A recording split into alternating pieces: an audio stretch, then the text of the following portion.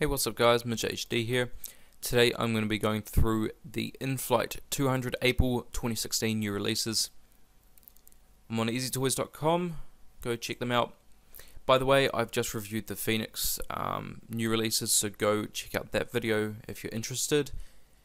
And I will have, within 24 hours of this video, my Auckland to Queenstown Inflight video up, and then my Warbirds over Wanaka content to follow. Anyway, let's get into this.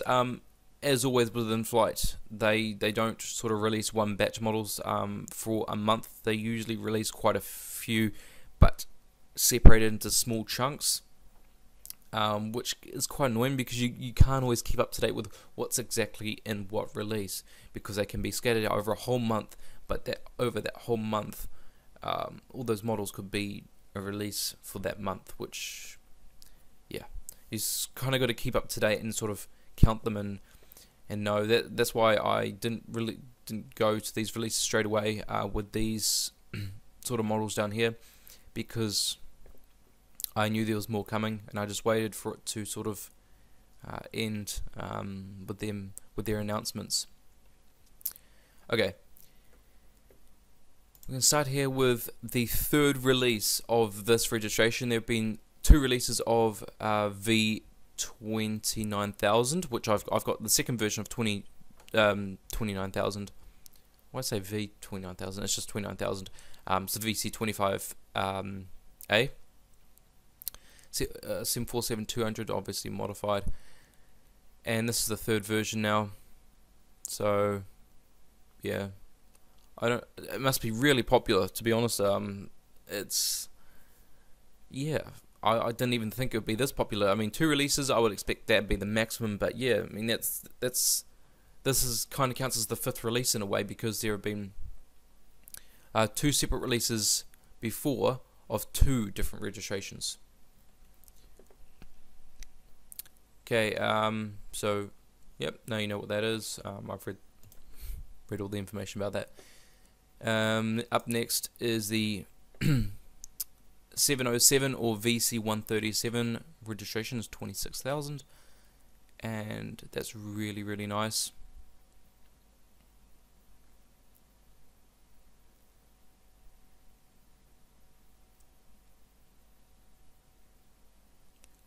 I'm thinking about getting this, but I don't really have too much affiliation with the 707, and yeah, I'm not sure what to think of it. I mean, I've been on one, not flying obviously, but I've been on one. I've walked through this one actually. I think it was this one. Yeah, it must have been. And might have been at the Boeing factory or Boeing, the museum there. I can't remember. This was back 2008. So it's a maybe, but I'm not sure. Not confident that I really need it for my collection. Anyway, Northwest 747-200 yellow ribbon livery, registration N625 US. Okay, I can't see any more than that. Maybe I can see more on here. Alright, Desert Storm 1, I think that is the aircraft name. And so yeah, it's just a ribbon.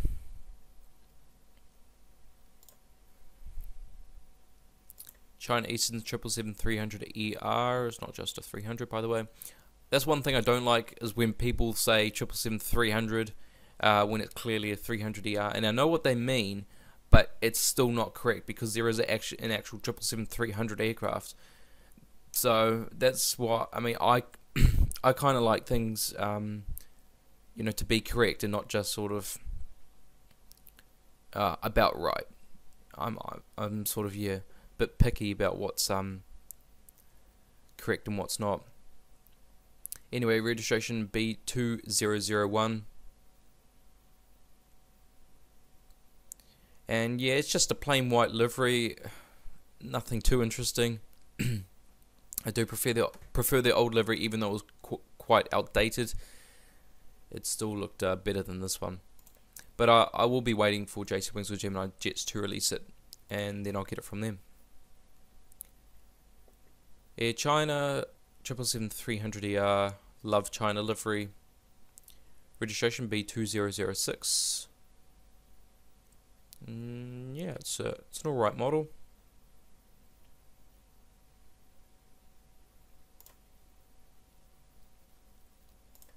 Air China 777-300ER in their regular livery B2046. I have this one that's, I think it's made by Gemini Jets, and yeah, it's a really nice aircraft. I quite like this livery because it's one you don't see anymore, these classic liveries, especially when they have these cheat lines. And but it's I don't see, it's not really retro because it has the cheat lines. It's more classic, as it still fits. It can still fit in with you know, today's modern aircraft. But I would love to see how they're going to do it on the 787-9 when they receive those later in the year.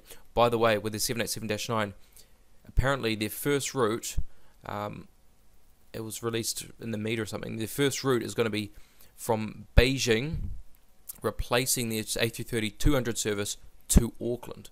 So I'm definitely going to be out there for that, for their inaugural 787-9 service. I can't wait to see what their livery will look like. Anyway, Blue Angels, United States Marines, C-130. It's an L-282 lifter. That's more like the specific role, I think. So yeah, it's not really a. It's just a Marines aircraft. They do more show than anything. But yeah, they're a division of the Marines, the Blue Angels. If you haven't heard of them, then, well, I'm not sure what the registration here is on the aircraft. I can't actually see one. No. Okay, so I'm just gonna leave the registration there because I don't know what it is. Then we have the next one here. White USA Blue Angels C-130 Fat Albert. Now these were the ones, this one in particular would have been doing a lot of displays. Yeah, really nice aircraft, but I will wait for their blue one instead, because I've seen their blue one and it looks awesome. I love watching their videos, especially when they do those the tactical kind of things where they hold like just a few feet off the runway and then just shoot up pretty much vertical. And that's it's really awesome to see those kind of videos. And yeah, so I'd love to get the blue one, so I won't get this one. Registration is 150690.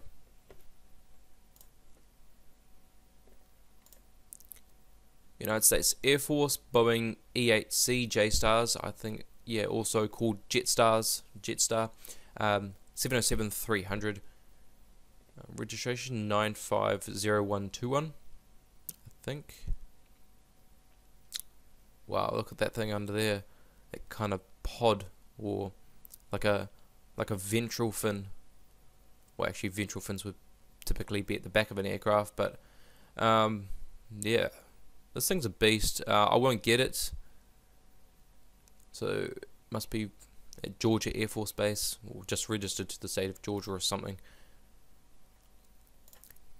This one I'm definitely getting. I was hoping this one was going to be released. Sadly, this one's not flying anymore due to, I think, the cut in the funding, and it's been resting at, I think, the boneyard at Arizona.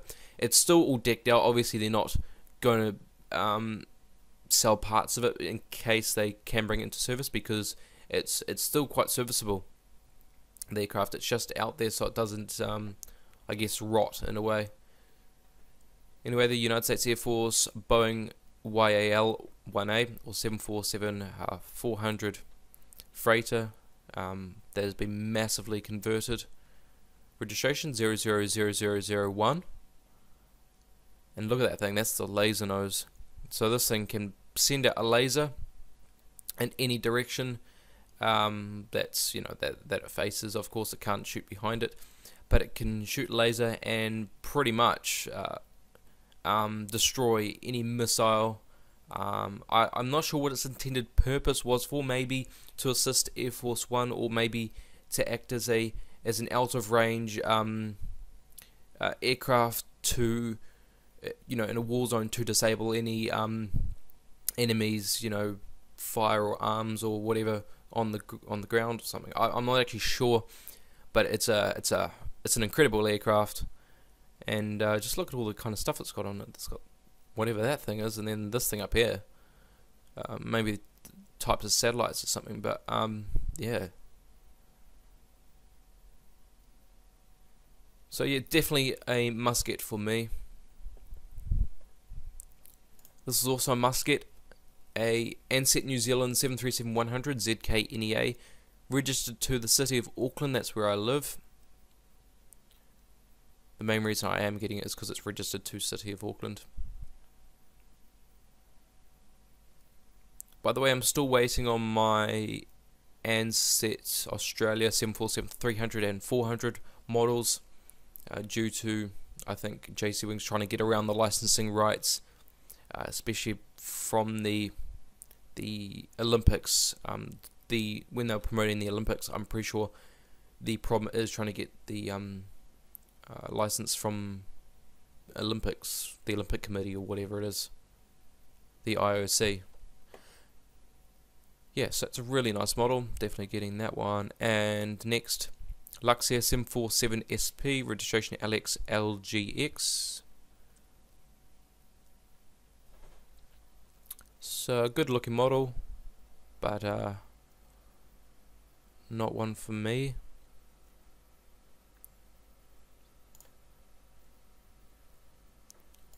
Air Mauritius 747SP, registration is 3BNAQ. Aircraft name Chateau Benares, something like that.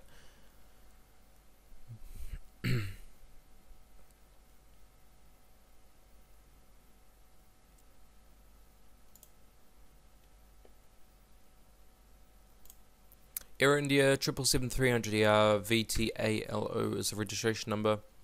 I will wait for this to be released by JC Wings or Gemini Jets, but it's a pretty good looking model. Air India have always been impressive with this livery on whatever aircraft they use, especially the 747-400. Also, I should mention the windows. Sorry about that, guys. The windows. Also, the IATA. The IATA logo is around the wrong way, because it should say IATA, not ATI. Anyway, the windows. It's kind of like those curtains in India. I think they're like curtains. Yeah, it's really nice. Braniff Concorde, registration N81C AC. Obviously never actually flew in this livery. Just a fantasy model.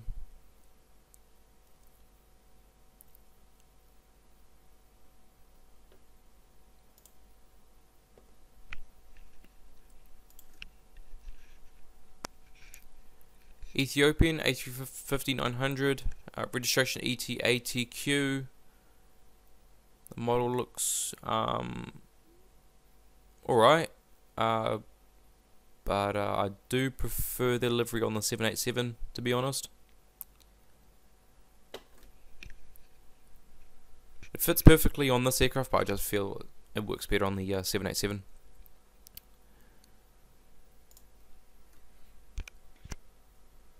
Okay, now up to the last line of models. We have a Northeast Airlines Convair CV990, flagship Rita. So maybe this was their flagship aircraft and they named it Rita. Anyway, registration N5612. Oh, it is a named flagship Rita. Okay. Not too many yellow liveries out there, apart from DHL, but that's cargo, so that doesn't count in my mind. Yeah. So it doesn't look too bad. It's not one I would get though. Varig 747-200 polished livery, in their retro, or sorry, their classic. Registration is PPV&A.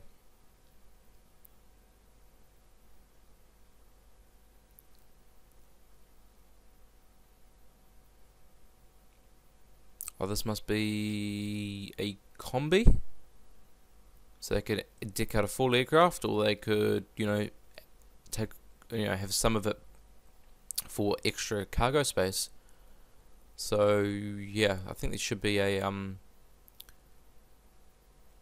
M at the end of there, because typically 747-200 would have a B if it was a passenger aircraft, and a combi would have an M. No, it's an R. Sorry, it's an R. I'm not sure what R is. Actually, if someone knows what the R is, be great if you could leave it in the comments, because I thought this was a combi.